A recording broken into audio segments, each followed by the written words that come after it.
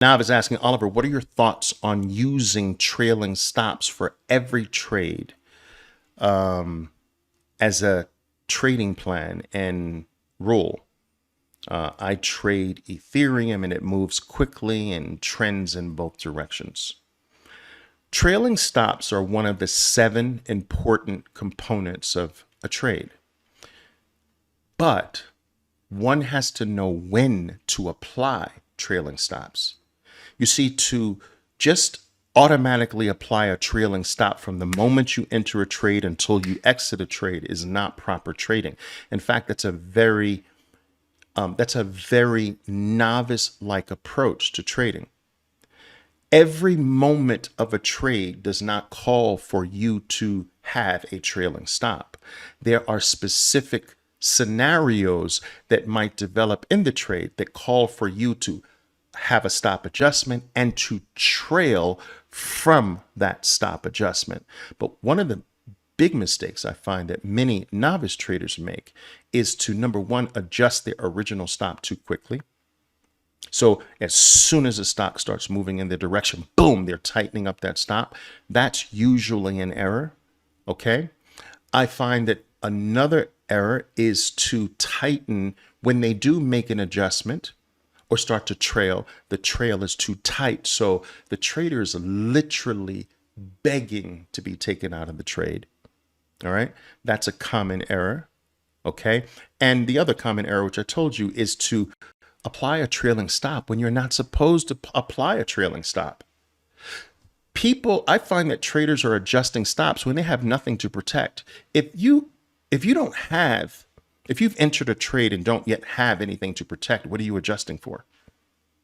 And then if you have to adjust when you have an adequate amount not to protect. And so you have to define for yourself what's that adequate amount. Is it $5? No, that's too small. Is it $500? So you have to have certain elements in your plan that says things like this. Look, once I hit $500 in profits, I'm giving you an example. Once I hit $500 in profits, I will not go home with less than 200. I'm willing to risk 300 of the 500, but I am not any longer willing to go back to zero. Whether that's 500, where you make that adjustment in your plan, whether maybe it's 300. After 300, I got 100 locked in. I'll sacrifice 2, but I won't lose 1.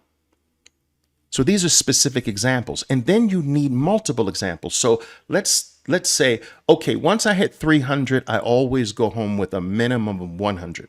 But if I get to 500, which is goal number 2, now I will not lose 200. When I go to 600, now I won't lose 300. When I go to 800, now I won't lose 500.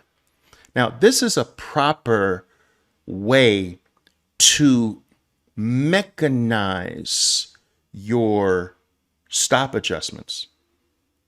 What you don't want to do is to randomly do it based on your feelings, your emotions, and your thoughts in the heat of the moment, because that can't produce consistency. You're always going to think differently. You're always going to feel differently. You're always going to believe differently. There are too many moving factors that can influence you one way this time, another way another time. And so in order to be consistent, which is the key to success in this business, consistency, your approach has to be consistently applied across every single trade. And so to mechanize your trailing stop approaches, you need more than one. I just gave you one example, right? You need more than one. For instance, in my trading program, my traders have 7 trailing stop approaches. Okay. But you need more than one. Okay. Because there are more than one scenario. And so we have a trailing stops method for each one of the 7 scenarios that call for you to make an adjustment. And so it's that detail, guys. How many people do you know that have these things already mapped out? You see, the example I gave you is already mapped out before you even enter a trade. When I reach 300, I protect 100. When I reach 500, I protect 200. When I reach 600, I protect 300. When I reach 800, I protect 5. You haven't even entered a trade, but that's written down already. That's a law for you. And so the best traders have every trading question answered before the trade. That trailing stop method is set before the trade.